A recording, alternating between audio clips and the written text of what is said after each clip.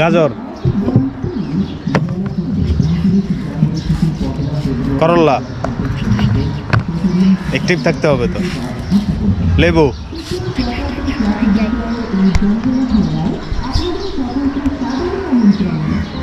পেঁয়াজ,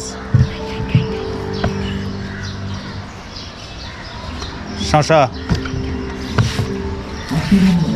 ক্যাপসিকাম, আতপর, শালগম, মিষ্টি আলু, মিষ্টি আলু কই কোজে কই, টমেটো, গোল আলু, হাত উপরে মাথার উপরে, বেগুন। কিরে তুমি এত স্লো কেন? রসুন। হ্যাঁ এখন চালু হয়েছে। কটা হয়েছে দেখো, তোমার কটা হয়েছে? কোনো কোনো